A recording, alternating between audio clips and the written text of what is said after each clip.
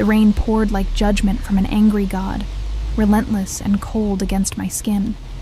My thin uniform clung to my body as I ran through the darkened parking lot, mascara streaming down my face, mixing with raindrops and tears. Thunder crashed overhead, an exclamation point to the disaster my evening had become. Keys, keys, keys, I muttered, digging frantically through my soaked purse. The contents were a jumbled mess, just like my life. 24 years old, waitressing at an upscale restaurant where the tips were decent, but the management was hell, and now stranded in a storm because I'd forgotten to pay my car insurance. They'd repossessed it while I was mid-shift, leaving nothing but an empty parking space and a notice stuck to the ground with chewing gum. My fingers touched metal, not my keys, but the emergency hairpin I always carried. Useless. I swallowed a sob as lightning illuminated the parking lot, revealing a sleek black car at the far end. An Aston Martin, the kind that cost more than I'd make in 10 years. The kind of car that screamed money, power, and everything I didn't have. It sat there in pristine silence, a beacon in the storm. Something about it pulled at me, whispered possibilities. I approached cautiously, peering through the windows, empty. And, miracle of miracles, unlocked. Just for a minute, I whispered to myself, glancing around nervously. Just until the rain stops, the door opened with a soft click, and I slid into the passenger seat, immediately enveloped by the scent of expensive leather and something else, something dark and masculine that made my stomach tighten. Sandalwood, amber, and a hint of whiskey. I closed my eyes, feeling my heartbeat slow as warmth seeped back into my trembling limbs.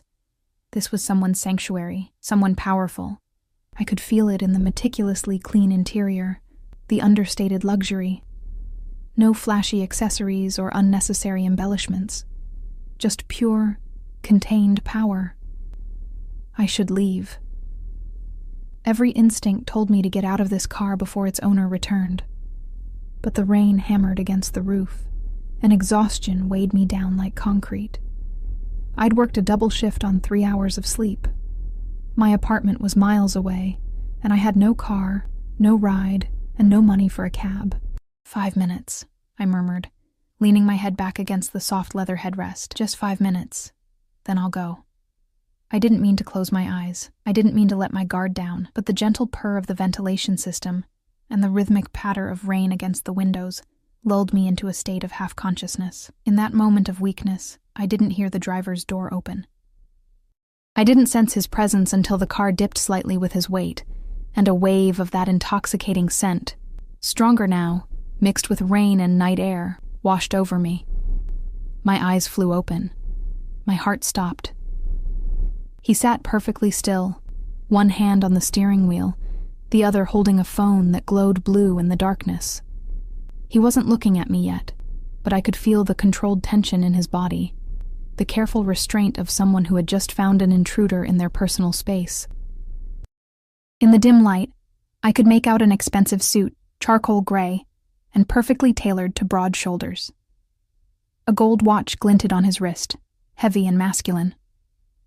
His profile was sharp, all angles and shadows, a straight nose, high cheekbones, and a jaw that could cut glass, dark hair, slightly damp from the rain, swept back from his forehead. When he finally turned to face me, I felt the air leave my lungs. His eyes were the color of whiskey held up to firelight, amber and burning. They fixed on me with an intensity that pinned me to the seat. I couldn't move, couldn't breathe, couldn't think.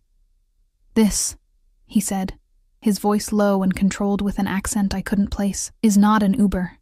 My mouth opened, but no sound came out. Up close, I could see the faint shadow of stubble along his jaw, the slight curl of his dark lashes, the perfect bow of his lips, now pressed into a thin line of displeasure. "I'm so sorry," I finally managed to whisper, my voice embarrassingly small. My car was repossessed, and the rain. I just needed shelter for a moment. "I'll go right now." I reached for the door handle, but his hand shot out, catching my wrist.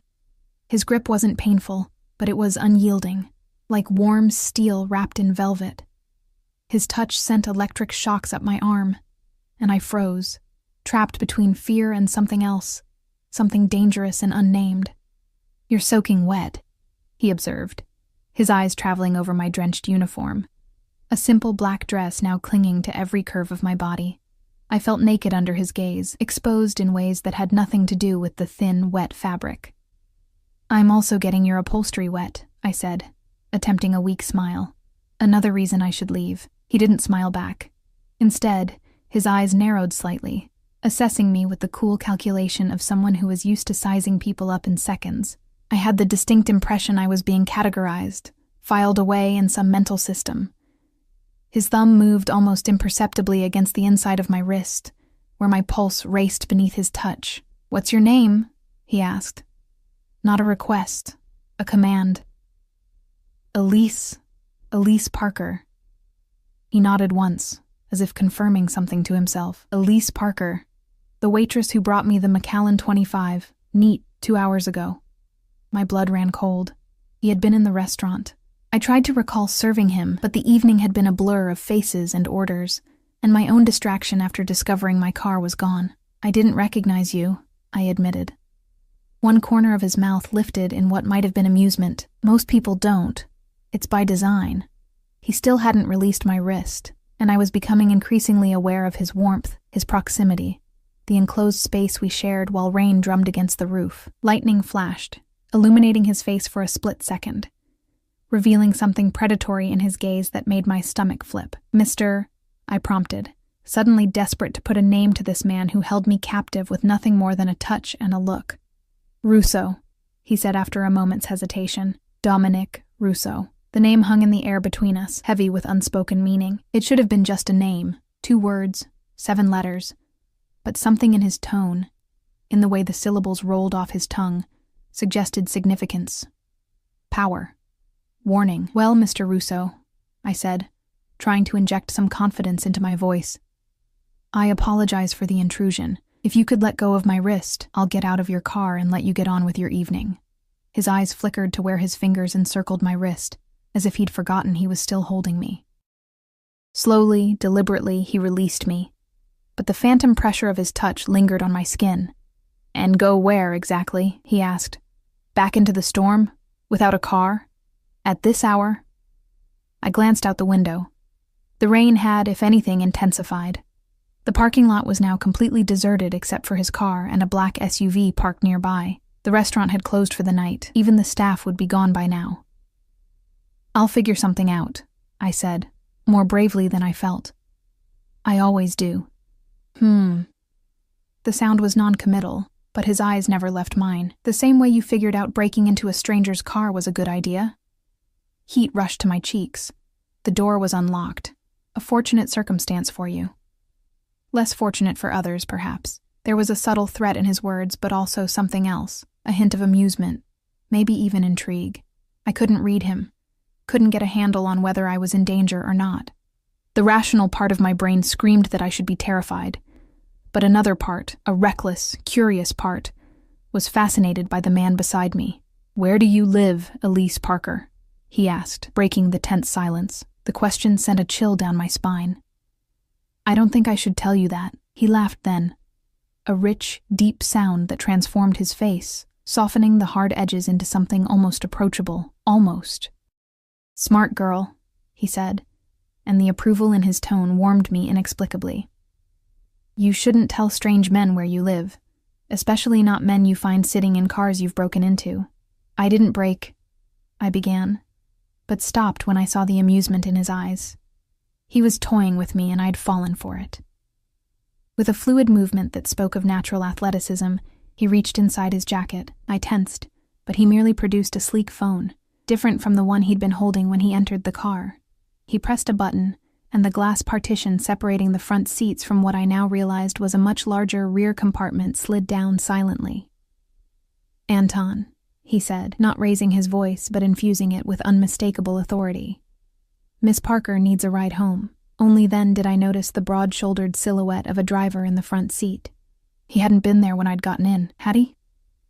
A cold feeling washed over me. Had I been so desperate, so careless, that I hadn't even checked properly? "Yes, sir," came the immediate reply. No questions, no hesitation. "I don't need—" I started to protest, but Dominic cut me off with a single look. "You do," he said firmly, and I'm offering. The alternative is walking home in this weather, which I suspect would take you hours and result in pneumonia at best. He was right, and we both knew it. Still, something in me rebelled at the thought of accepting help from this stranger, no matter how expensive his car or how compelling his presence. "Why would you help me?" I asked, suspicious. "I'm nobody to you." His eyes darkened, and for a moment I glimpsed something dangerous lurking beneath the polished exterior. "Perhaps I'm merely repaying the excellent service you provided earlier."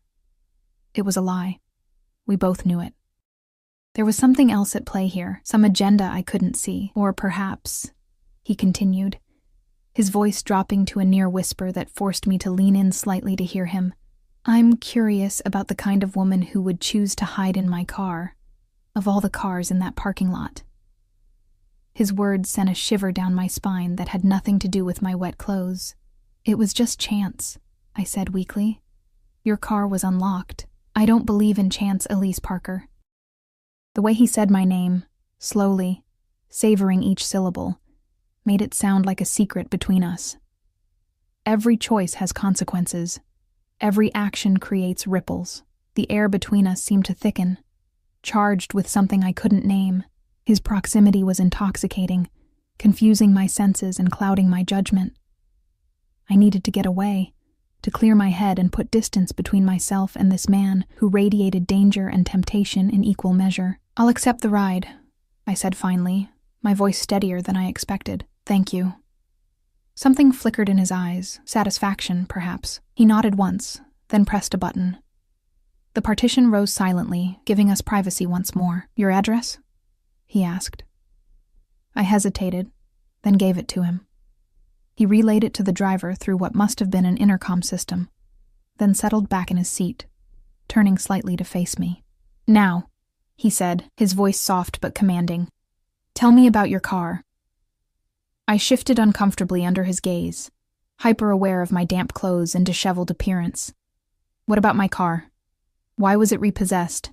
His question was direct, no cushioning, no pretense that it wasn't an invasive thing to ask a stranger. "I missed payments," I admitted, feeling heat rise to my cheeks. 3 months' worth. I had to choose between insurance and rent. He nodded, as if this was exactly what he'd expected to hear. "And the rent one. I can sleep in an apartment. I can't sleep in a car that's been towed away." A small smile played at the corners of his mouth. "Practical. I appreciate practicality." The car moved silently through the rain-slicked streets, the world outside a blur of neon lights and shadows. I had no idea what time it was, but the city had that hollow emptiness that comes in the small hours, when even the most determined partygoers have surrendered to sleep. "Do you always interrogate women you find in your car?" I asked, trying to regain some control over the situation. Dominic's eyes glinted in the dim light.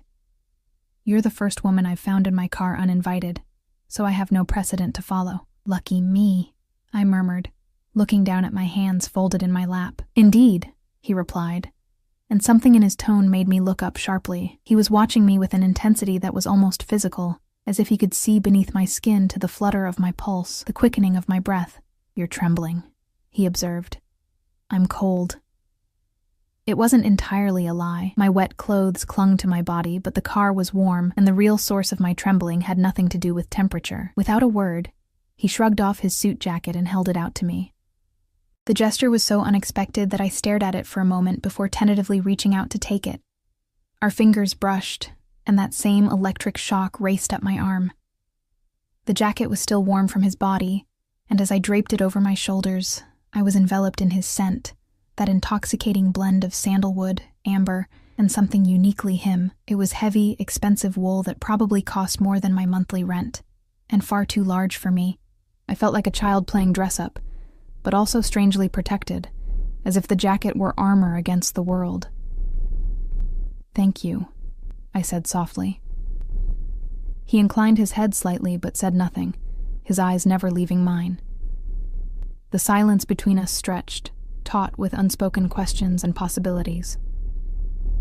"Tell me about yourself, Elise Parker," he said finally, breaking the silence but not the tension. I laughed nervously. "There's not much to tell. Everyone has a story." He settled back in his seat, one arm stretched along the back of the seat, fingers inches from my shoulder. "What's yours?" Maybe it was exhaustion, or the surreal quality of the night, or the way he looked at me, as if I were a puzzle he was determined to solve. But I found myself talking. I told him about growing up in a small town 2 states away, about the community college degree in business administration I'd earned through night classes while working full-time, about the string of jobs that never quite paid enough, and the dream of opening my own small cafe someday that seemed to slip further away with each passing month.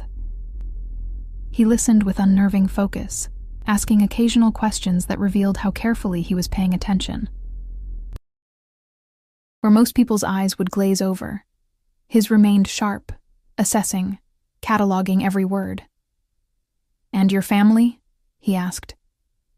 "Mom died when I was 16, cancer," I said, the words automatic after years of answering the same question. "Dad remarried a year later. We don't talk much." "Siblings?" I shook my head. "Only child." Something flickered in his eyes, understanding, perhaps, or recognition. "As am I," he said quietly. The admission felt strangely intimate, a small piece of himself offered in exchange for my story. It made me bold enough to ask, "And what's your story, Mr. Russo?" His smile was enigmatic. "Call me Dominic." "Dominic," I repeated, testing the name on my tongue. It suited him. Strong, classic, with a hint of something ancient and powerful. "My story is complicated," he said after a moment's consideration. "And not particularly suited for first meetings in borrowed cars. Is that what this is? A first meeting?" His eyes darkened. "Do you want it to be?" The question hung in the air between us, heavy with implication. I should say no. I should thank him for the ride and walk away when we reached my apartment. I should forget those amber eyes and the way they seemed to see right through me.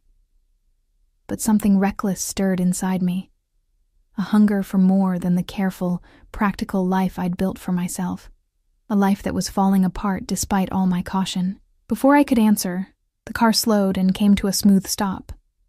I glanced out the window and recognized my run-down apartment building, its brick facade worn and weathered, the front steps crumbling at the edges. "It appears we've arrived," Dominic said, his voice neutral. But I thought I detected a hint of disappointment. "Yes," I replied, suddenly reluctant to leave the warm cocoon of his car, his presence. "Thank you for the ride." I started to shrug off his jacket, but his hand on my arm stopped me. "Keep it," he said. "You can return it another time." Another time. The word sent a thrill through me that I tried to suppress. "I don't know when I'll see you again, don't you?" His smile was knowing, confident. "I dine at Bellissimo every Friday evening at 8, table 15. The implication was clear. If I wanted to see him again, I knew where to find him. The ball was in my court, or at least, that's what he wanted me to believe. Something told me that Dominic Russo was not a man who left anything to chance. I nodded, not quite trusting my voice. I reached for the door handle, but before I could open it, Anton appeared outside, opening the door and holding an umbrella over the space between the car and my building entrance. "Good night, Elise," Dominic said, his voice low and intimate. "Good night, Dominic." I stepped out of the car, clutching his jacket around me against the chill of the early morning air. Anton escorted me to the door of my building, silent and efficient, then melted back into the night without a word. I didn't look back as I climbed the stairs to my third-floor apartment, though I could feel the weight of Dominic's gaze following me until I disappeared from view. The jacket hung on the back of my bedroom door for a week. Sometimes, when I couldn't sleep, I would press my face to the expensive wool and breathe in the lingering scent of him, letting my mind wander down dangerous paths. I told myself I wouldn't go to Bellissimo on Friday. I told myself I would send the jacket back with a thank you note and forget about Dominic Russo and his burning amber eyes. I told myself a lot of things, but when Friday came, I requested to work the dinner shift.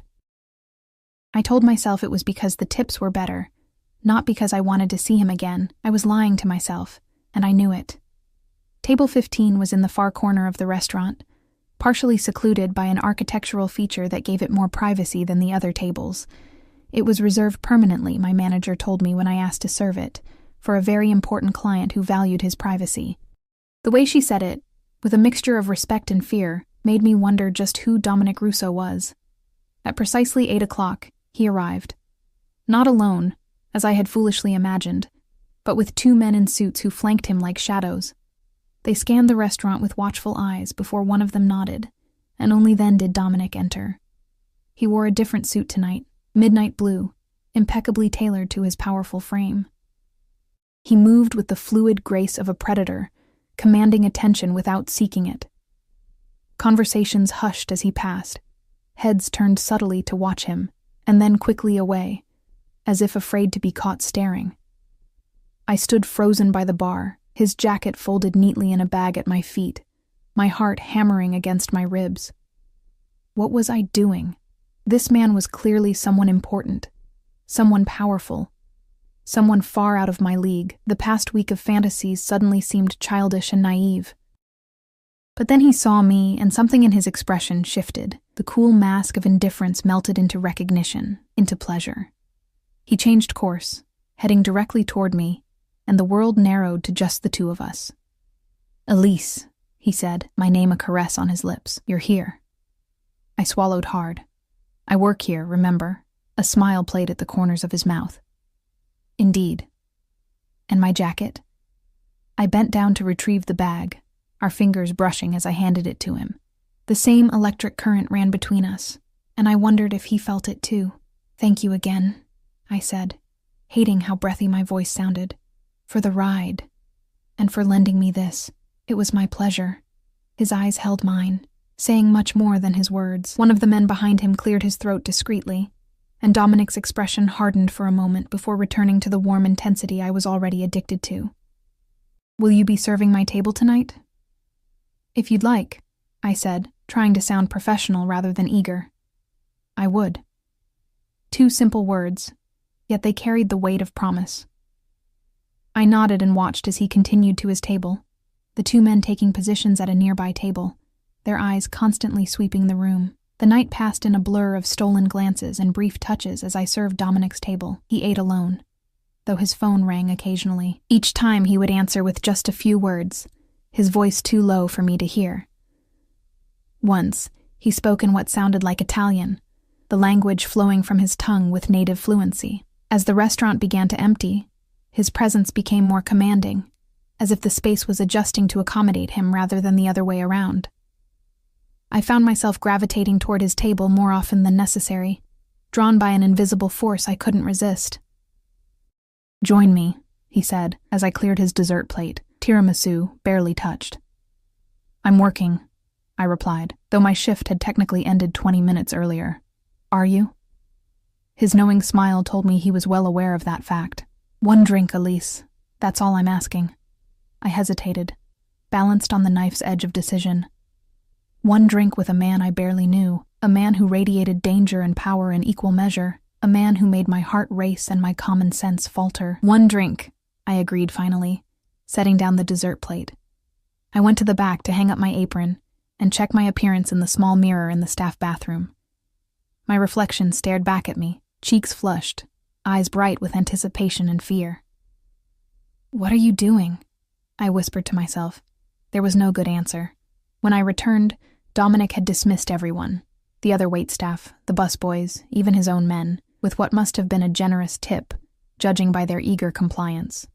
The restaurant was now empty except for us and the kitchen staff, who were far enough away that their clattering and conversation created only a distant backdrop.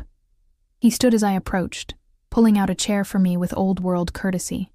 A glass of amber liquid, whiskey I guessed, waited for me. "Macallan 25, he said, noting my glance. "I thought you might like to taste what you've been serving." I sat down, hyper-aware of his proximity as he took his seat beside me, rather than across the table. The whiskey burned pleasantly as I sipped it, warming me from the inside out. "Tell me something, Elise," he said, his voice low and intimate. "Why did you come tonight?" The question caught me off guard. I could have lied, could have said I was just returning his jacket, but something in those amber eyes demanded honesty. "I wanted to see you again," I admitted, the whiskey making me bold. "I don't know why. I don't know anything about you." "What would you like to know?" he asked, his fingers tracing patterns on the tablecloth dangerously close to my hand. Who are you, really? The question had been burning inside me all week. Those men who came with you, they're not just friends, are they? Dominic's expression remained unreadable, but something flickered in his eyes. Calculation, perhaps, or caution. No, he said finally. They're not friends, they're employees. Security? He inclined his head slightly, among other things. Why do you need security to eat dinner? A smile ghosted across his lips. The world can be a dangerous place, Elise. Especially for some people. People like you? I pressed, knowing I was pushing boundaries but unable to stop myself. His hand covered mine, warm and strong.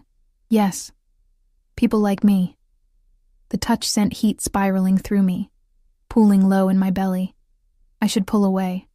I should ask more questions. I should demand straight answers. Instead, I turned my hand over, letting our palms meet, fingers intertwining. His thumb brushed over my wrist, finding my pulse, which betrayed my racing heart. You should be careful, he murmured, leaning closer. Curiosity can be hazardous. Is that a threat? I asked, my voice barely above a whisper. A warning. His gaze dropped to my lips, then back to my eyes. I'm not a good man, Elise. Then why am I still here? His smile was dangerous, predatory. That's the question, isn't it? The world narrowed to the space between us, to his hand holding mine, to the heat in his amber eyes. I knew I should leave, knew I was stepping into something I didn't understand, but I couldn't make myself pull away. Dance with me, he said suddenly, the words both question and command. I glanced around the empty restaurant. There's no music. Without breaking eye contact, he reached into his pocket and pulled out his phone. A few taps later, soft, haunting music filled the air. A slow, sensual melody that seemed to wrap around us like silk. He stood, still holding my hand, and pulled me gently to my feet. There's always music, Elise. You just have to know where to find it. We moved to a small space between tables, and his hand settled at the small of my back, drawing me close. I placed my free hand on his shoulder, feeling the solid strength beneath the expensive fabric of his suit. He was taller than me by nearly a foot, forcing me to tilt my head back to meet his gaze. We began to move, and I realized immediately that Dominic Russo danced the way he did everything else, with confident precision and natural grace. He led with subtle pressure from his hand on my back, guiding me effortlessly through steps I didn't know I could follow. You dance well, he murmured, his breath warm against my ear. I'm following your lead, I admitted. His hand tightened slightly at my waist. Smart girl. The song changed to something slower, more intimate, and Dominic drew me closer until my body was pressed against his.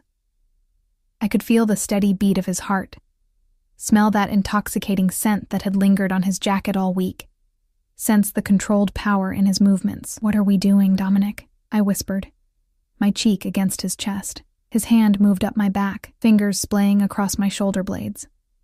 Dancing, Elise. You know that's not what I mean. He pulled back slightly to look at me, his expression serious. What do you want us to be doing? The question hung between us, laden with possibility. What did I want? I barely knew this man, yet I was drawn to him with an intensity that frightened me. Everything about him screamed danger. Yet here I was, in his arms, wanting more. I don't know, I said honestly. I don't know anything about you, except that you're probably dangerous and definitely out of my league. A shadow of a smile crossed his face. Perceptive, on both counts. His hand came up to cup my cheek, his thumb brushing across my bottom lip. But you're still here. My breath caught in my throat. I'm still here. Why? It was my turn to be questioned, to be analyzed under that amber gaze. Because when I'm with you, I feel alive. Like I've been sleepwalking through my life, and you woke me up. Something flickered in his eyes, surprise perhaps, or recognition. His hand slid from my cheek to the nape of my neck, fingers tangling in my hair. Dangerous indeed, he murmured, and then he was kissing me.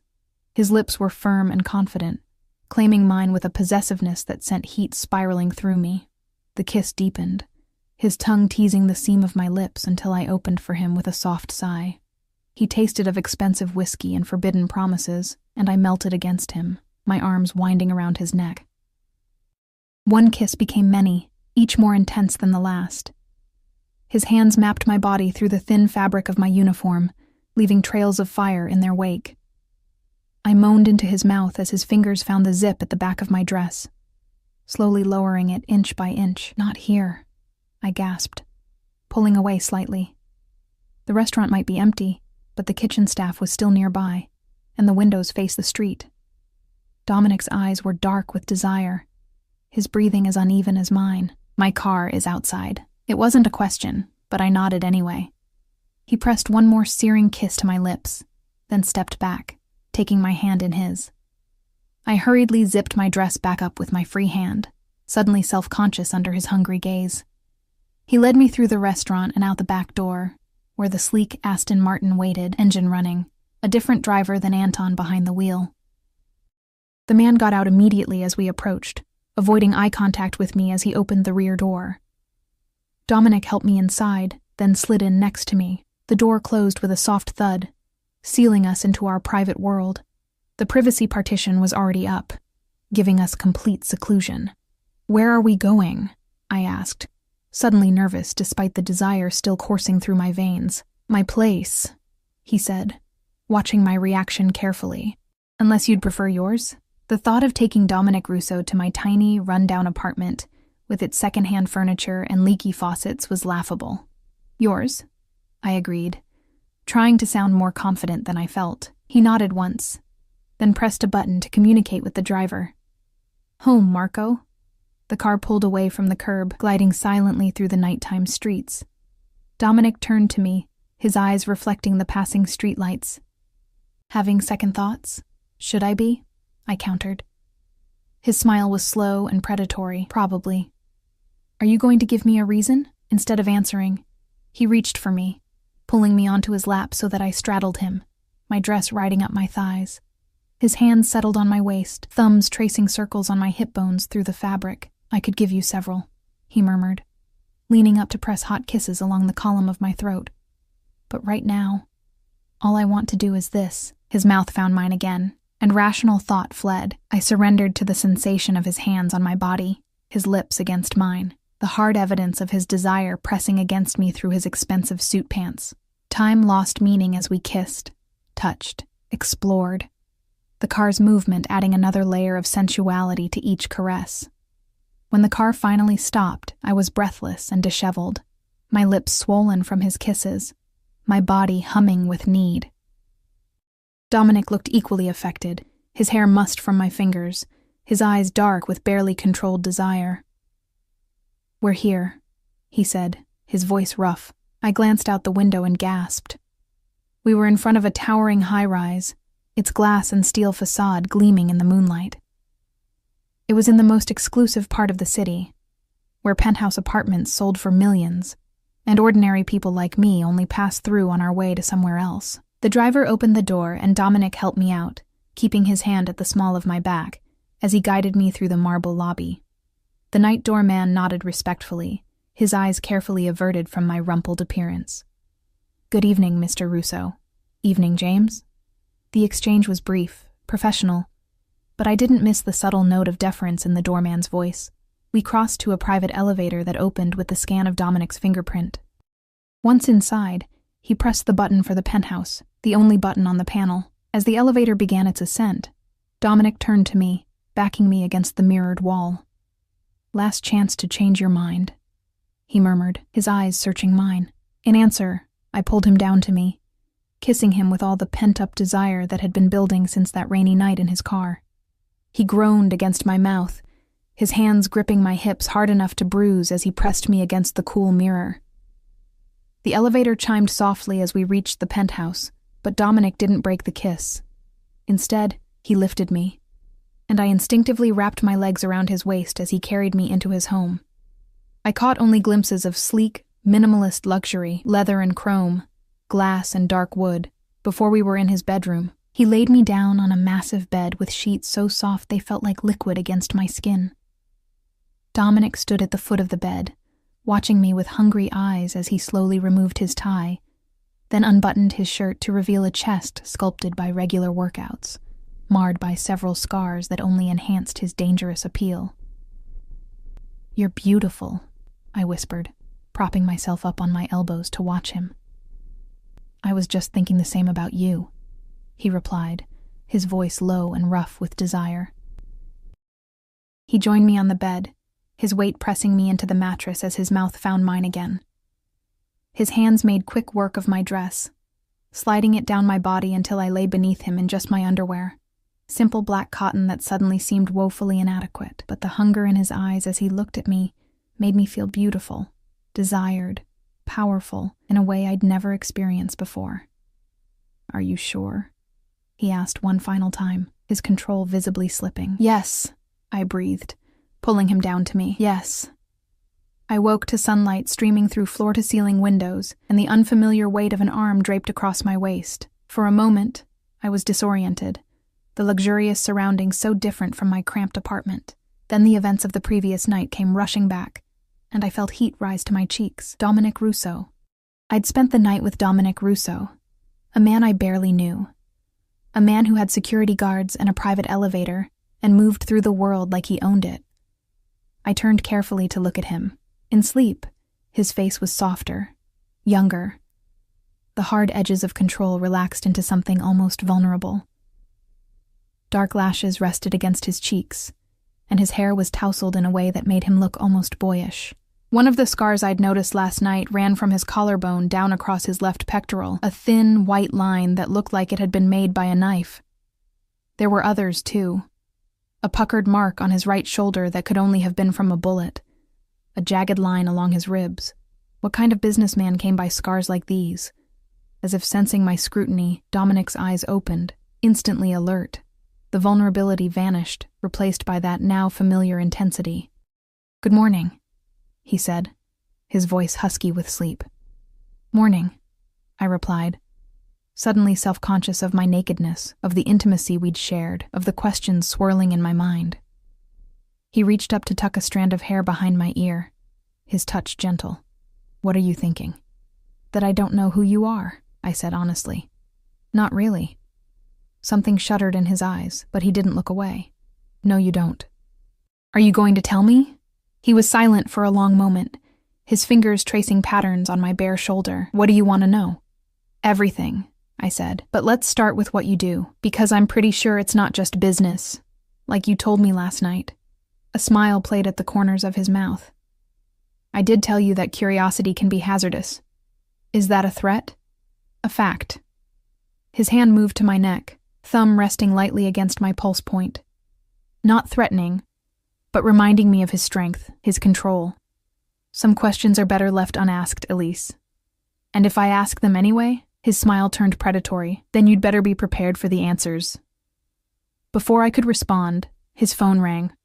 A sharp, insistent sound that cut through the tension between us. Dominic's expression hardened as he reached for it, checking the screen before answering. "Russo," he said, his voice suddenly cold and businesslike.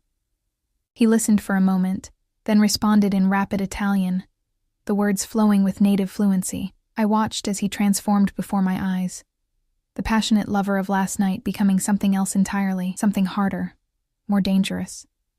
He rose from the bed, magnificent in his nakedness, and walked to the window, continuing his conversation in that language I couldn't understand. I caught only a few words: familia, problema, subito, but the tone told me everything I needed to know. Whatever this call was about, it was serious. When he ended the call, he stood for a moment with his back to me, shoulders tense, head slightly bowed. Then he turned, and I almost gasped at the change in him. This was not the man who had danced with me, who had made love to me with such passion. This was someone else, someone colder, harder, more remote. "I have to go," he said, already moving to his closet, pulling out clothes with efficient movements. "Business." "Is everything okay?" I asked, clutching the sheet to my chest. He paused, looking at me with an expression I couldn't read. "It will be." I watched as he dressed in a suit even more expensive than the one he'd worn last night, his movements precise and controlled. He strapped what looked like a gun holster to his shoulder before shrugging on his jacket, and my blood ran cold. "Dominic?" I said, my voice barely above a whisper. "Who are you?" He came to sit on the edge of the bed, fully dressed now, a study in controlled power. His hand cupped my cheek, thumb brushing across my bottom lip. "I told you last night, I'm not a good man, Elise." His eyes held mine, serious and intense. "But I want you to stay. Wait for me. I'll be back tonight, and we can talk then." Part of me wanted to run, to grab my clothes and never look back. But a larger part, the part that had been drawn to him from that first moment in the rain, wanted to stay, wanted answers, wanted him. "Okay," I said finally. "I'll stay." Relief flickered in his eyes, so brief I almost missed it. He leaned down to kiss me, a kiss that was both a promise and a claiming. "Make yourself at home," he said, rising. "There's food in the kitchen. Security knows you're here. They won't bother you.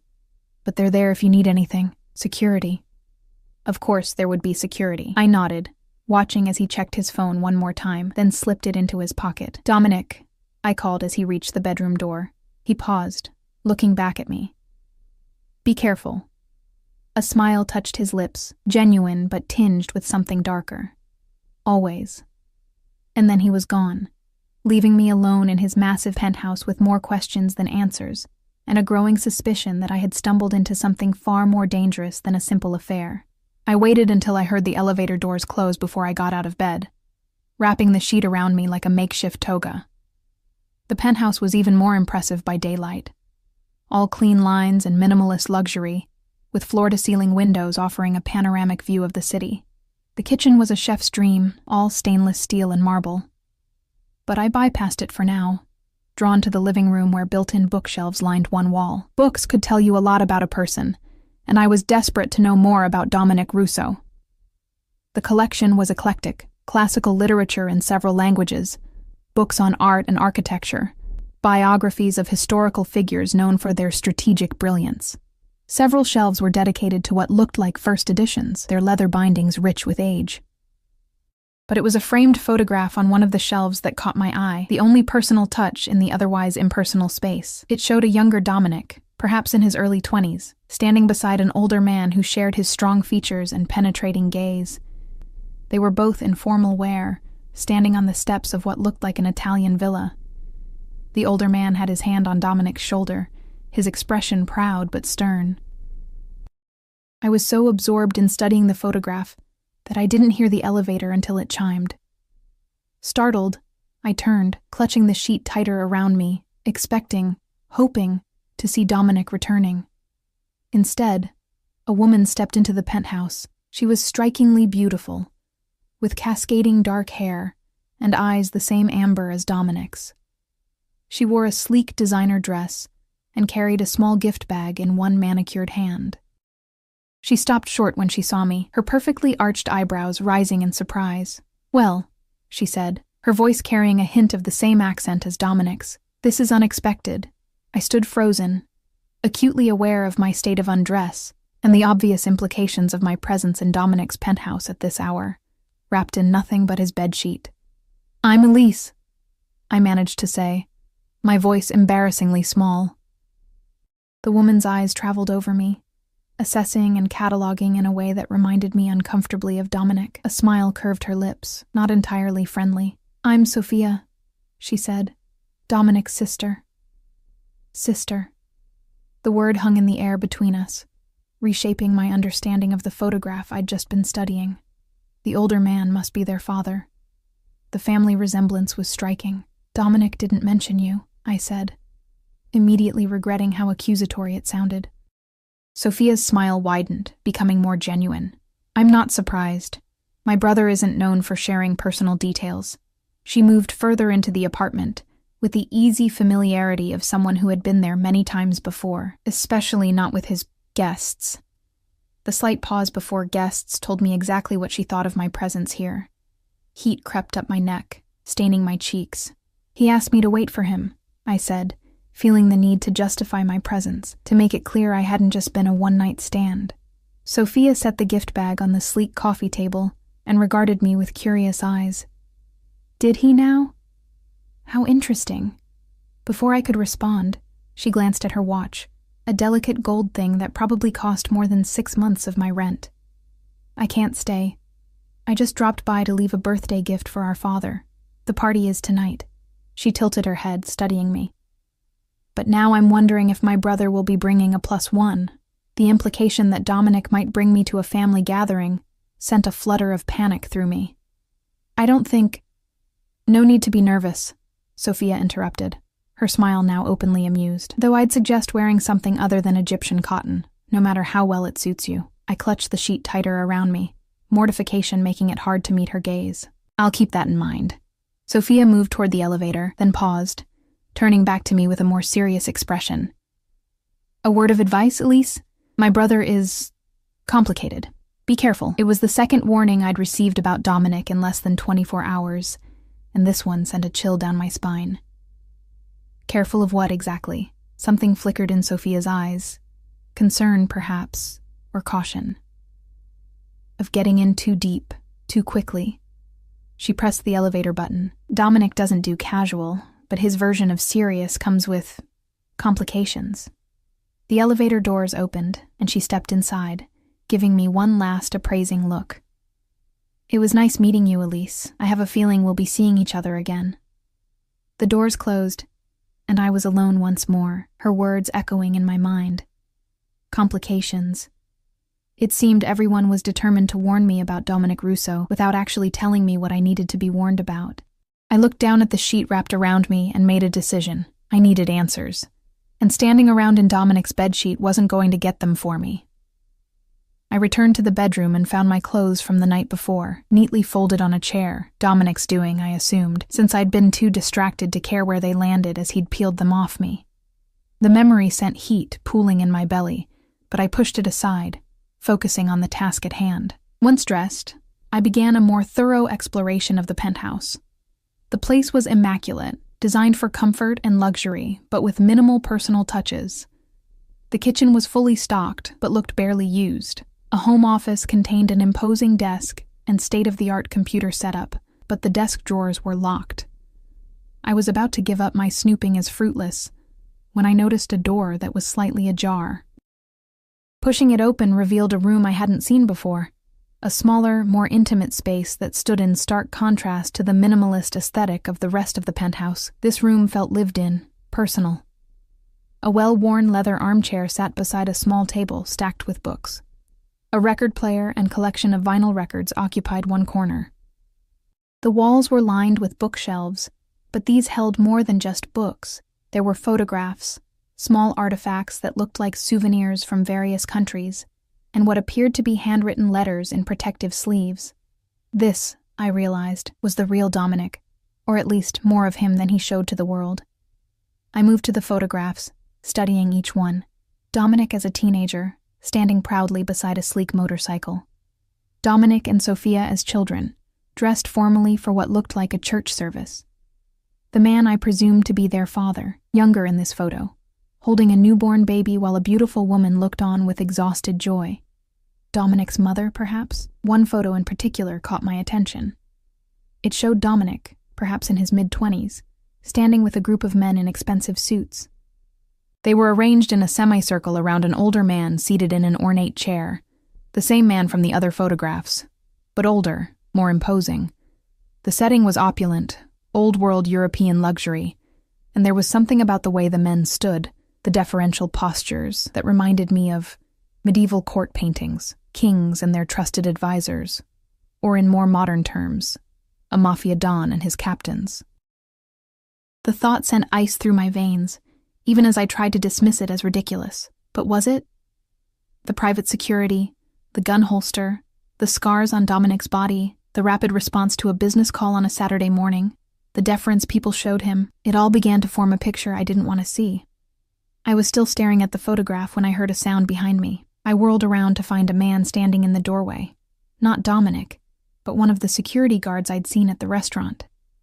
Anton, I realized. The same one who had driven us that first rainy night. "Miss Parker," he said, his voice carefully neutral. "Mr. Russo didn't mention you would be exploring his private study." Caught red-handed, I fumbled for an explanation. The door was open, and Anton's expression remained impassive. Perhaps you would be more comfortable in the main living area. May I get you something to eat or drink? It wasn't a suggestion, despite the polite phrasing. I set the photograph back on the shelf, my cheeks burning with embarrassment and a touch of fear. Yes, of course, I'm sorry. I didn't realize this was off limits. Mr. Russo values his privacy, Anton said, stepping aside to let me pass. He closed the study door firmly behind us, then escorted me to the kitchen. Coffee? Tea? Perhaps something stronger. Coffee would be great, I said, settling onto one of the high stools at the kitchen island, trying to appear more composed than I felt. Thank you. Anton moved around the kitchen with practiced efficiency, preparing an espresso machine that looked complicated enough to launch a spacecraft. Did you sleep well? He asked, the question perfectly polite but loaded with meaning. Yes, thank you, I replied, equally polite. Then, because I couldn't help myself, I added, Anton, how long have you worked for Dominic? He glanced at me, his expression giving nothing away. 10 years. That's a long time. You must know him well. A ghost of a smile touched his lips. I know enough. Enough to serve him loyally. Anton placed a cup of espresso in front of me, along with a small pitcher of cream and a bowl of sugar cubes, and to recognize when someone is fishing for information. I felt heat rise to my cheeks again. I'm just trying to understand who he is. Anton regarded me for a long moment, his eyes assessing. Mr. Russo is a private man, Miss Parker. If he wishes you to know more about him, he will tell you himself. I sipped my espresso, rich, dark, and perfect, and considered my options. Direct questioning clearly wasn't going to work, but perhaps a different approach might. The woman who was just here, I said casually. Sophia. She mentioned a birthday party for their father tonight. Anton's expression didn't change, but something in his posture tightened. Did she? Yes. She seemed to think Dominic might bring me as his +1. I stirred a sugar cube into my espresso, watching Anton carefully. Would that be unusual? Very, he said after a brief hesitation. Mr. Russo doesn't typically bring guests to family functions. I see. I took another sip of my coffee. So, it would be a big deal then. Me meeting his father. Anton's gaze sharpened. It would be unprecedented, Miss Parker, which is why it won't happen. The bluntness of his statement stung more than it should have. Because I'm nobody important. Because you're a waitress Mr. Russo met a week ago. His tone wasn't unkind, just matter of fact. The family birthday is for family. Family. There was something in the way he said the word, something that reinforced my growing suspicions about exactly what kind of family Dominic belonged to. Before I could pursue that line of questioning, my phone rang. I fished it out of my purse, expecting to see Dominic's number, but instead found my manager's name on the screen. With a grimace, I answered. Elise, where the hell are you? Sarah's voice was sharp with irritation. Your shift started half an hour ago. I closed my eyes, mentally kicking myself. In the whirlwind of last night and this morning, I'd completely forgotten that I was scheduled to work the lunch shift today. I'm so sorry, Sarah. I'm not feeling well. The lie came easily, too easily.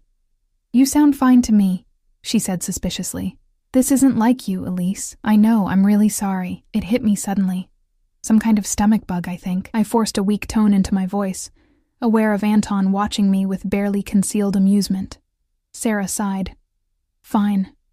I've already called in Jenny to cover for you. But I'm marking this as an unexcused absence, Elise.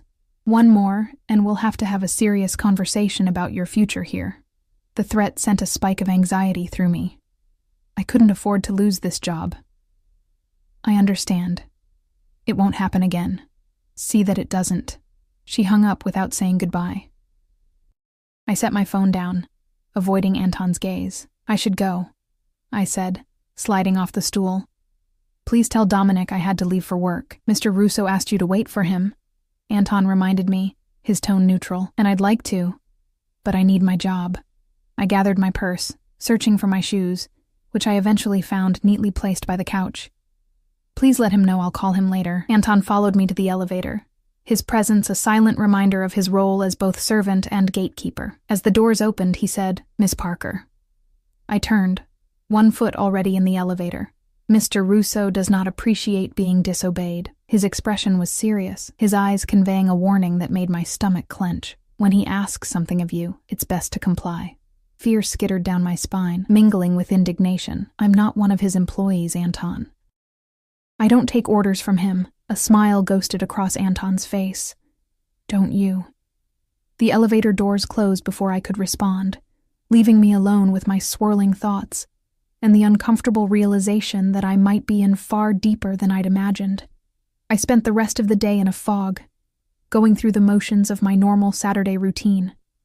Laundry at the rundown laundromat down the street, grocery shopping with my carefully budgeted list, a quick call to check on my elderly neighbor.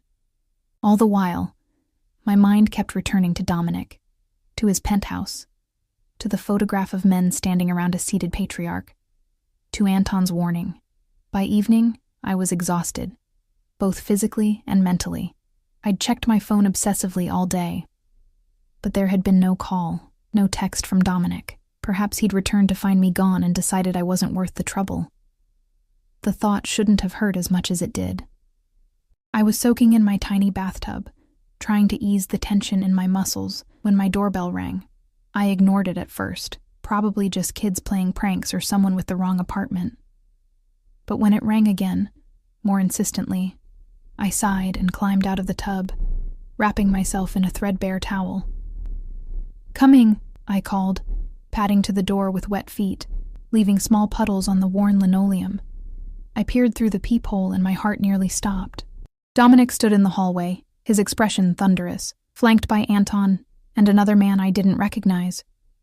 All three wore formal suits, and Dominic carried what looked like a garment bag over one arm. I opened the door a crack, acutely aware of my state of undress and dripping hair. "Dominic, what are you doing here?" His eyes raked over me, lingering on the droplets of water trailing down my neck to disappear beneath the towel. "You left." "I had to work," I explained, clutching the towel tighter. "I asked Anton to tell you." "He did."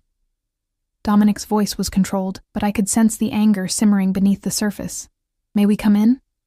It wasn't really a question. I stepped back, opening the door wider, painfully conscious of how shabby my apartment must look to these men, with their expensive suits and luxury lifestyles.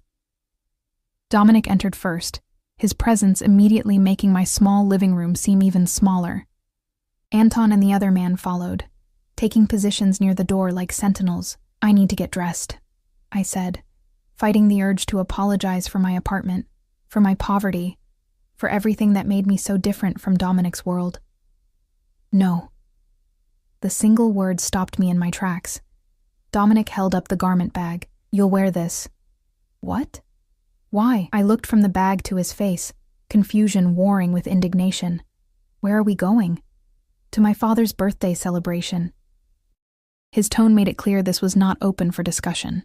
"You have 30 minutes to shower, fix your hair, and get ready. Anton will assist you if needed." I stared at him, disbelief giving way to anger. "Excuse me? You can't just show up at my apartment and start giving orders. I never agreed to go to any party." Dominic stepped closer, his heightened presence intimidating in the confined space of my apartment. "You agreed to wait for me, Elise. Instead, you left. You went through my private study without permission, and now you're refusing a simple request to accompany me to an important family event." His voice dropped lower, more dangerous. "I'm beginning to think you don't understand how this works." "How what works?" I demanded, my voice rising despite my best efforts to stay calm. "What exactly is this, Dominic? Because from where I'm standing, it looks like you think you own me after one night together." A muscle ticked in his jaw, and his eyes darkened to molten amber. "I don't own you, Elise, not yet. But make no mistake, when I want something, I get it. And right now, I want you by my side tonight." The possessiveness in his tone sent a confusing mix of fear and desire coursing through me. This was not the charming, controlled man who had danced with me in an empty restaurant. This was someone else, someone used to command, to obedience, Someone dangerous. I took a deep breath, trying to organize my thoughts. Why me? Why tonight? Your sister said you never bring anyone to family functions. Something flickered in his eyes, surprise, perhaps, that I had spoken to Sophia. My sister talks too much. She was just being friendly, I said defensively. Sophia is never just anything. He set the garment bag on my couch and closed the distance between us, one hand coming up to cup my cheek. His touch was gentle, at odds with the intensity in his eyes. Tonight is important, Elise. I want you there. Please. The please caught me off guard. It was the first time he'd asked rather than commanded, and it disarmed me more effectively than all his intimidation tactics. Why is it important for me to be there? I pressed, not quite ready to surrender. His thumb stroked my cheekbone, leaving a trail of fire in its wake. Because I want my father to meet the woman carrying his grandchild. The world tilted beneath my feet. What are you talking about? Dominic's eyes never left mine, watching every nuance of my expression. You're pregnant, Elise, with my child. That's impossible, I whispered, my voice barely audible even in the quiet apartment. We were together once, last night. Dominic's expression remained unreadable. Once is all it takes, but how would you even know? I don't know. My mind raced, trying to calculate days and dates. My period was due next week. There were no symptoms, no signs, nothing to indicate a pregnancy. There's no way you could know. A small enigmatic smile touched his lips. I know. I stepped back, needing distance from his overwhelming presence, from the certainty in his voice that shook me to my core. You're lying. You're trying to manipulate me into going with you tonight. His eyes hardened. I don't lie, Elise. Not to you. Then you're mistaken, I insisted, my voice rising with panic. It's too soon to know. Not for my doctor. He reached into his jacket pocket and pulled out a small envelope, holding it out to me. Your blood work from this morning. I stared at the envelope, not reaching for it. What are you talking about? I didn't have any blood work done. You did. While you were sleeping. His tone was matter of fact, as if having blood drawn from a sleeping woman without her consent was perfectly normal. Standard procedure for all my guests. The casual violation sent a wave of nausea through me, followed quickly by rage. You had no right. That's assault. It's illegal. Many things I do are illegal, Elise. His honesty was more frightening than any threat could have been. But I take care of what's mine, and now that includes you and our child. Our child? The words hung in the air between us. Impossible, yet terrifyingly plausible. I'd been on birth control, but I'd missed a pill 2 days before our night together. A simple oversight in the chaos of my car being repossessed and working double shifts. Could that have been enough? This is crazy, I said, wrapping my arms around my middle, suddenly feeling vulnerable in just a towel. Even if it were true, and I'm not saying it is, you can't just make decisions for me. You can't control me. I can protect you, he countered, his expression softening slightly. Both of you. From what? I demanded, frustration building. What exactly are you so afraid of, Dominic? What danger am I supposedly in? He was silent for a long moment, his eyes searching mine. Then, with a sigh that seemed to carry the weight of his world, he said, My father is Vittorio Russo, head of the Russo crime family for the past 30 years. The confirmation of my suspicions should have terrified me, but instead, it brought a strange sense of relief. Finally, the truth. You're in the Mafia. I'm next in line to lead the family business, he corrected, as if the distinction mattered. My father is retiring after tonight's celebration. By midnight, I will be taking his place. The implications were staggering. The man before me, the man I'd slept with, the man who claimed I was carrying his child, was about to become one of the most powerful criminal figures in the city, possibly the country. And you think this is something I want to be part of? I asked, my voice surprisingly steady given the storm of emotions raging inside me.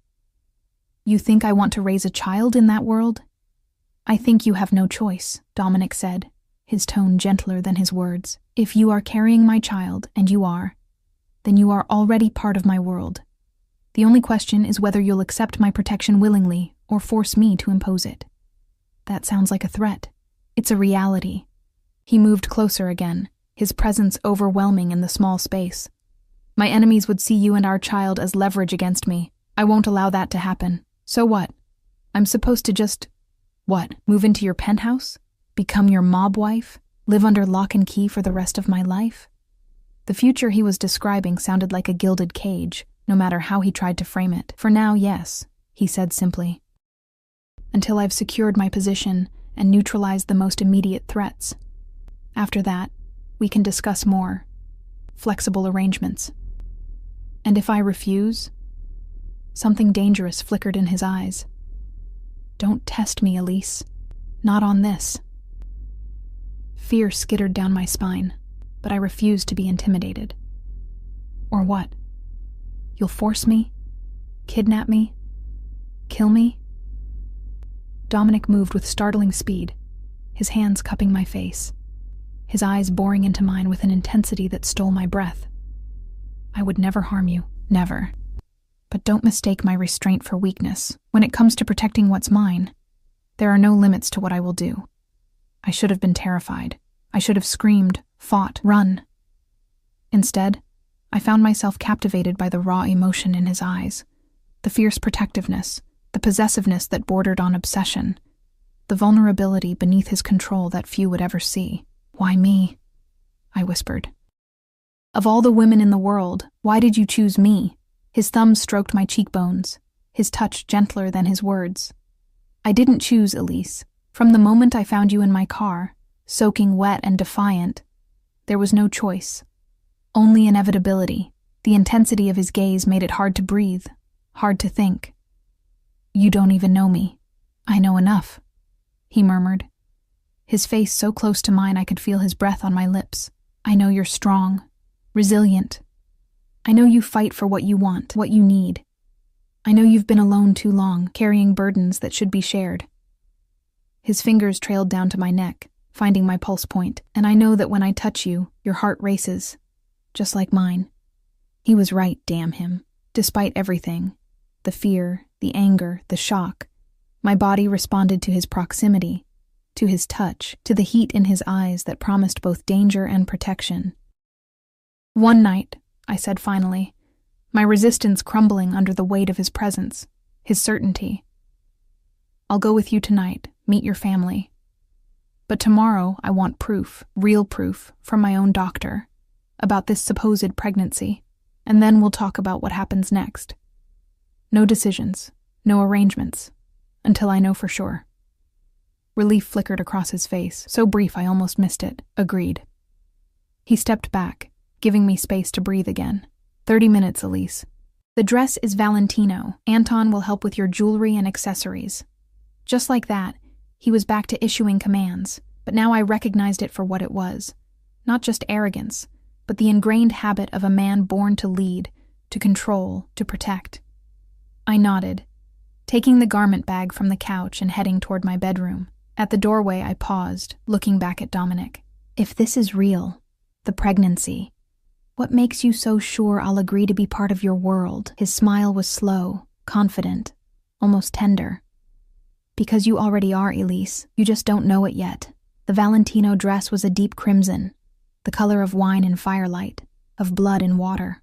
It fit as if made for me, the silk clinging to curves I hadn't known I possessed. Anton had indeed come prepared with jewelry, a simple diamond pendant and matching earrings that I suspected were real and terrifyingly expensive. When I emerged from my bedroom, Dominic's eyes darkened with appreciation and something more possessive, more primal. He crossed the room in 3 long strides, taking my hands in his. Beautiful, he murmured, lifting my fingers to his lips. But something's missing. From his pocket, he produced a small velvet box. Opening it, he revealed a ring, a massive oval diamond surrounded by smaller stones, set in platinum. An engagement ring. My breath caught in my throat. Dominic. A formality, he said, his eyes never leaving mine as he slid the ring onto my finger. For tonight, to avoid unnecessary questions. The weight of the ring felt disproportionate to its size, as if it carried the burden of a future I hadn't chosen, a life I hadn't planned. But I didn't remove it. Instead, I watched as it caught the light, scattering rainbows across my hand. "It was my mother's," Dominic said quietly. The admission stunned me, not a hastily purchased prop for tonight's charade, but a family heirloom, a piece of his history, his heart. The gesture spoke volumes about his intentions, his certainty that we, would be part of his future. "Thank you," I said, not knowing what else to say. He nodded once, satisfied, and offered his arm. "Shall we?" The ride to the Russo family estate was silent, tense with unspoken words and unanswered questions. I sat beside Dominic in the back of a different car, a sleek black SUV with bulletproof windows according to Anton, watching the city give way to upscale suburbs, then to vast gated estates that spoke of old money and older power. The Russo mansion was a sprawling Italianate villa set back from the road, its grounds illuminated by tasteful landscape lighting. Security checkpoints dotted the long driveway, each manned by suited men with earpieces and barely concealed weapons. They nodded respectfully to Dominic as our car passed, their eyes lingering curiously on me. "Remember," Dominic said as we approached the main house, "you are my fiancé. We've been seeing each other discreetly for months. You're carrying my child, and we couldn't be happier about it." I turned to him, eyebrow raised. "That's quite a story. What happened to your policy of not lying?" "Half-truths," he corrected, a small smile playing at the corners of his mouth. "You are carrying my child, and I couldn't be happier about it." Before I could respond, the car stopped at the foot of a grand marble staircase leading to the mansion's entrance. A valet opened Dominic's door, and he stepped out, coming around to my side to help me. His hand at the small of my back was both supportive and possessive as we climbed the stairs. The doors opened as we approached, revealing a butler in formal attire. "Mr. Russo," he greeted, bowing slightly. "And Miss Parker," Dominic supplied. "My fiancé." The butler's composure slipped for just a moment, his eyes widening slightly before he regained his professional demeanor. "Of course, sir. Miss Parker, the family is gathered in the main salon." We followed him through a grand foyer, past priceless artwork and antiques that spoke of generations of wealth and power. The house was palatial, intimidating in its opulence, yet there was a warmth to it that surprised me. Family photographs on side tables, fresh flowers arranged in vases, the scent of home-cooked Italian food wafting from somewhere deep in the house. As we approached the salon, I could hear voices, animated conversation, laughter, the clink of glasses. Dominic squeezed my hand, a gesture of reassurance that I found oddly comforting despite everything. "Ready?" he murmured. I nodded, not trusting my voice, and we stepped into the room. Conversation halted as heads turned toward us. The salon was filled with people, men in expensive suits, women in designer dresses, a few children playing in one corner under the watchful eyes of what appeared to be nannies. At the center of it all, seated in a high-backed chair that could have passed for a throne, was the man from the photographs, Vittorio Russo, patriarch of the Russo crime family.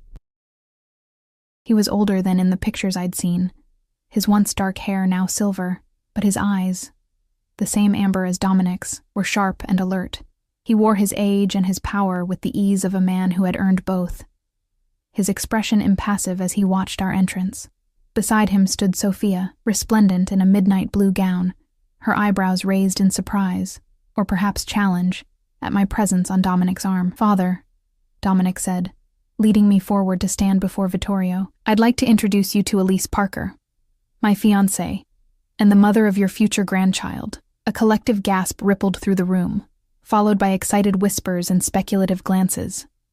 Vittorio remained silent, his gaze traveling from Dominic to me, then down to the ring on my finger, his late wife's ring, I now realized. "Fiancé," he repeated, his accent thicker than Dominic's, his voice carrying the weight of authority that came from decades at the helm of a criminal empire. "This is unexpected. For everyone, it seems," Sophia murmured. But she stepped forward to kiss me on both cheeks, her smile not quite reaching her eyes. "Welcome to the family, Elise." "Thank you," I managed, feeling dozens of eyes on me, assessing, judging, calculating what my presence meant for the balance of power within the family. Vittorio beckoned me closer. "Let me see you, girl." I approached, conscious of Dominic's steadying presence beside me. Vittorio took my hand, examining the ring, then looked up at my face with those penetrating amber eyes. "You are afraid," he observed, "but not of me. Interesting." "I'm not afraid of what you are," I said, finding my voice at last. "Only of what it means for my future. For our child's future." Something like approval flickered across his weathered features. Honesty. "Good. There is too little of it in our world." He glanced at Dominic. "You chose well, my son. She has spirit." "I know," Dominic replied, his hand finding the small of my back again, warm and reassuring. Vittorio turned his attention back to me. "My son tells me you carry my grandchild, the next generation of Russo blood." His hand, gnarled with age but still strong, came to rest on my still flat stomach. A blessing. A future for our family. The gesture was intimate, presumptuous, yet strangely moving. This powerful, dangerous man already saw my unborn child, if there even was one, as his legacy, his immortality. "I will protect you," Vittorio said, his voice low enough that only Dominic and I could hear. "Both of you, as will Dominic. The Russo family takes care of its own, thank you," I said, not knowing what else to say. He nodded once, then released my hand, turning to address the gathered family members. "Tonight, we celebrate not one transition, but two. My retirement, and the announcement of a new Russo generation to come." Cheers erupted. Glasses were raised, and suddenly we were surrounded by well-wishers, family members eager to meet Dominic's mysterious fiancée and congratulate us on the pregnancy. Through it all, Dominic kept me close, his arm around my waist, his presence a shield against the overwhelming tide of strangers and their expectations. Hours later, after dinner and dancing and the formal ceremony transferring leadership from father to son, Dominic led me to a quiet balcony overlooking the estate's gardens. The night air was cool against my heated skin, a welcome respite from the crowded rooms and constant scrutiny. "You did well," he said, his voice warm with pride as he handed me a glass of water. No alcohol, I noted, because of the baby he was so certain existed. Did I have a choice? I leaned against the stone balustrade, looking out over the immaculate grounds. Security personnel patrolled the perimeter, their dark forms barely visible in the shadows. "Your family is intense." Dominic chuckled, the sound low and intimate in the quiet night. "That's one word for them. Scary is another," I admitted. "They won't hurt you, Elise." His hand covered mine on the balustrade, warm and strong. "No one will, as long as you're with me."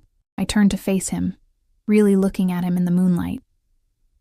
He was devastatingly handsome in his formal wear, power and danger wrapped in civilized clothing. But I was beginning to see beyond that. To the man who had danced with me in an empty restaurant, who had given me his mother's ring, who looked at me as if I were the answer to a question he'd been asking his whole life. "And if I'm not carrying your child?" I asked, the question that had been haunting me all evening. "What then?" His expression remained unchanged. "You are." "But if I'm not," I pressed. "If this was all a misunderstanding or a manipulation to get me here tonight, what happens tomorrow when we find out the truth?" Dominic stepped closer, one hand coming up to cup my cheek.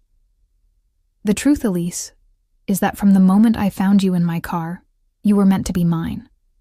Child or no child, that hasn't changed. You can't just claim people, Dominic.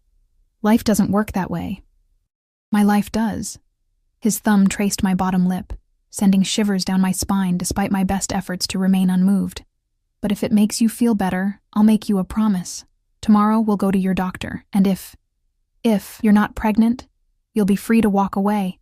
No consequences, no pursuit. A clean break." The offer was unexpected, tempting. A way out, back to my normal life, away from this dangerous world of power and secrets. But even as he made the promise, I knew it was empty. Whether through fate or manipulation or sheer force of will, Dominic Russo had already claimed me, and some traitorous part of me welcomed it. "And if I am pregnant?" I asked, voice barely above a whisper, His eyes darkened, possessive and tender at once. Then you'll be my wife, the mother of my heir, protected and cherished for the rest of your life. No more struggling, no more fighting alone. Everything I have, everything I am, will be devoted to keeping you and our child safe. It was a seductive vision: security, protection, belonging, things I'd been lacking since my mother died, and my father retreated into his new family, but it came with a price I wasn't sure I was willing to pay. I don't love you, Dominic, I said softly. I barely know you. Love can grow, he replied, confident as ever. And you know the most important thing about me already, that I will move heaven and earth to protect what's mine. Before I could respond, the balcony doors opened, and Sophia appeared, her expression serious. Dominic, Father wants to speak with you, alone. Dominic tensed, then nodded. I'll be right there. He turned back to me, pressing a kiss to my forehead. Wait here. I won't be long. I watched him leave with Sophia, their heads bent close together in conversation, and felt a chill that had nothing to do with the night air. Whatever life Dominic was offering me, it would always include moments like this: secretive conversations, unspoken dangers, the knowledge that the man I was tied to lived by different rules than the rest of the world. Left alone on the balcony, I gazed up at the stars, one hand resting absently on my stomach. Was there really a life growing inside me? A tiny being that was half me, half Dominic? The thought was terrifying and exhilarating in equal measure. I didn't love Dominic Russo, but I couldn't deny the pull between us, the connection that had formed so quickly and burned so intensely. And if I was pregnant, there you are. I turned to find an elderly woman standing in the doorway, elegant in a simple black dress, her silver hair swept into a classic chignon. She moved toward me with a grace that belied her age, her smile warm and genuine. You must be Elise, she said, taking my hands in hers. I'm Rosa, Vittorio's sister, Dominic's aunt.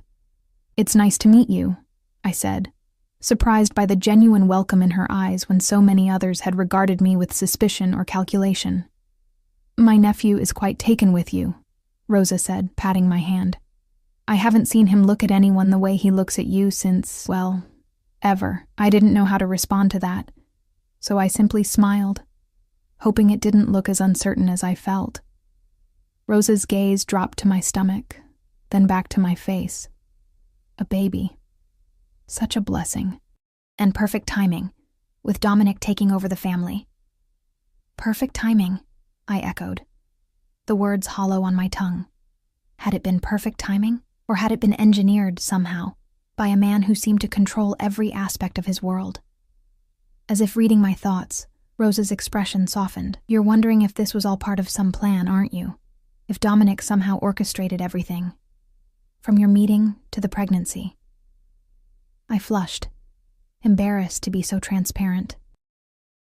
The thought had crossed my mind. Rosa laughed, a warm, rich sound that reminded me of Dominic's rare, genuine laughs. My dear, Dominic is many things. Brilliant, driven, sometimes ruthless, but even he can't control fate to that degree. She squeezed my hands. Some things are simply meant to be. Do you really believe that? I asked, longing to believe in something beyond Dominic's machinations and my own poor choices. I do. Her eyes, the same amber as Dominic's and Vittorio's, held mine. I've lived long enough to see how the universe works. Sometimes it brings together exactly the right people at exactly the right moment, for reasons we may not understand until much later. There was something comforting about her certainty, her acceptance of forces beyond human control. I'm afraid, I admitted, the words escaping before I could stop them. Of course you are, Rosa said, her voice gentle. This world we live in, it's not an easy one, but you're stronger than you think, Elise. I can see it in you, and Dominic sees it too. That's why he chose you. Did he? Choose me, I mean. Or was I just convenient? Rosa's laugh surprised me. My dear, nothing about you is convenient for Dominic. You challenge him, question him, make him work for what he wants. No, you weren't convenient.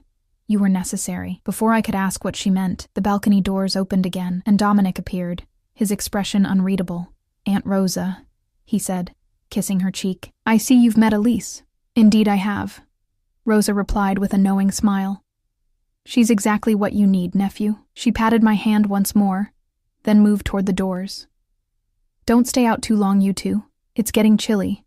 And in her condition, Elise should be kept warm. When she was gone, Dominic came to stand beside me at the balustrade, his shoulder touching mine. What did my aunt tell you? That I'm exactly what you need, I replied, mimicking Rosa's tone. Though I'm not sure what that means, Dominic's smile was small, but genuine.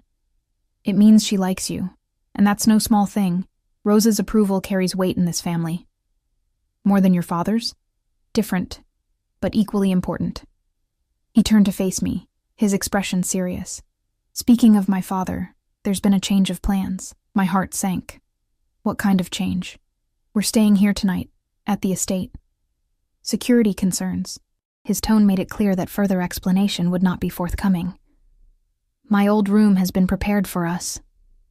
Us, I repeated, the implications clear. Dominic, it's just for tonight, Elise, he said, his voice softening. Tomorrow, after we visit your doctor, we can discuss more permanent arrangements, the reminder of tomorrow's appointment, and the promise he'd made about letting me go if I wasn't pregnant, hung between us. Part of me hoped the test would be negative, giving me an escape from this world I'd stumbled into. But another part, a part I wasn't ready to examine too closely, hoped for a different outcome. Dominic's hand found mine, his fingers intertwining with mine, warm and strong. One night, Elise. That's all I'm asking for now. I looked up at him, this dangerous, complicated man who had upended my world in the span of a week, who claimed to know I was carrying his child before I knew myself, who offered protection, security, belonging, everything I'd been lacking for so long. One night, I agreed, squeezing his hand. And tomorrow we find out the truth. His smile was slow, confident, as if he already knew what tomorrow would bring. And perhaps he did. Perhaps he'd known from the moment I'd sought shelter from the rain in his car that our fates were intertwined, our futures bound together by forces beyond our control or by his own implacable will. Either way, as he led me back into the mansion, through the crowd of his family, his crime family, I reminded myself, toward the winding staircase that would take us to his childhood bedroom, I knew that my life had changed irrevocably. For better or worse, I was part of Dominic Russo's world now. And tomorrow we would discover if I was carrying the heir to his criminal empire, the ultimate golden cage, from which there would be no escape. The morning sunlight filtered through heavy curtains, casting the bedroom in a warm glow. I lay awake, watching Dominic sleep beside me, his features relaxed in a way they never were when he was conscious. In sleep, the dangerous Mafia heir was just a man, handsome, vulnerable, human. My hand drifted to my stomach, still flat, unchanged. Was there really a life growing inside me, a tiny being that would bind me to Dominic and his world forever? The doctor's appointment was scheduled for 10 o'clock, just 2 hours from now. By noon, I would know my fate. As if sensing my thoughts, Dominic's eyes opened, instantly alert. He reached for me, pulling me against his chest, his heartbeat strong and steady beneath my ear. "Morning," he murmured, pressing a kiss to the top of my head. "Morning," I replied, my voice muffled against his skin. "Did you sleep well?" "Better than I have in years." His hand traced lazy patterns on my bare back. "You?" Surprisingly, yes, it was true. Despite everything, I had slept soundly in his arms, in this fortress of a mansion with its armed guards and security systems. We lay in comfortable silence for a few minutes, the tension of the upcoming appointment hovering unspoken between us. Finally, Dominic spoke, his voice serious.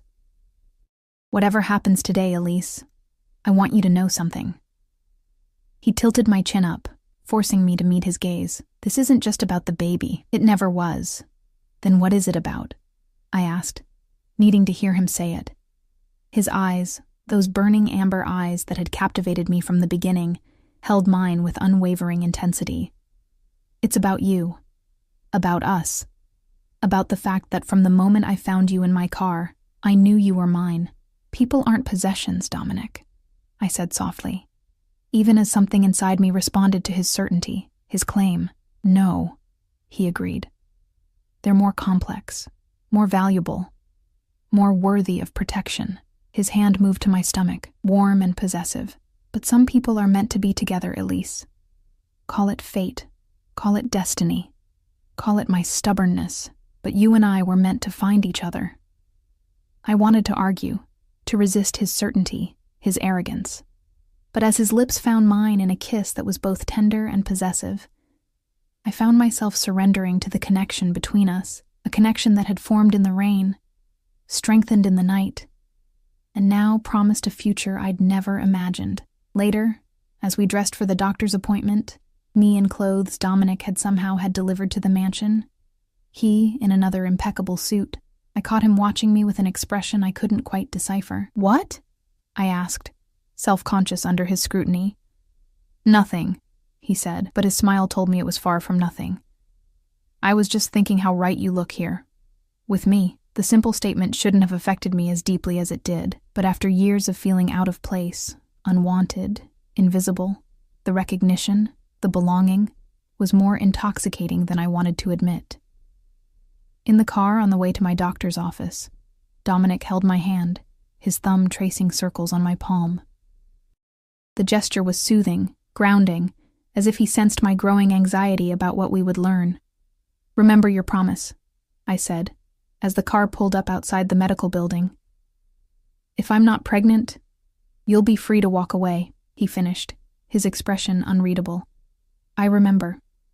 But something in his tone, in the set of his jaw, told me it wouldn't be that simple. Dominic Russo was not a man who easily let go of what he considered his. And somehow, against all logic, against all my better judgment, he had decided I belonged to him. As we entered the doctor's office, Dominic's hand at the small of my back, I realized with sudden clarity that regardless of the test results, I was already entangled in his world, already bound to him in ways that went beyond a potential pregnancy. I had stepped into Dominic Russo's car seeking shelter from the rain, not knowing that I would find shelter of a different kind.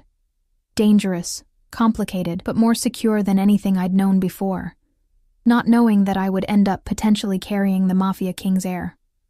Not knowing that, pregnant or not, I had already been claimed.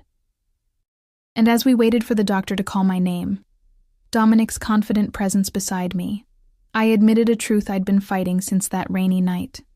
Part of me, a growing part, welcomed the claiming. "Elise Parker?" The nurse stood in the doorway, clipboard in hand. I stood, Dominic rising with me, his hand never leaving mine. "Ready?" he asked, his eyes holding mine. "For the test, for the truth, for the life that awaited us regardless of the outcome. A life with this dangerous, possessive, captivating man who had upended my world in the span of a week. "Ready," I replied, and stepped forward into my future.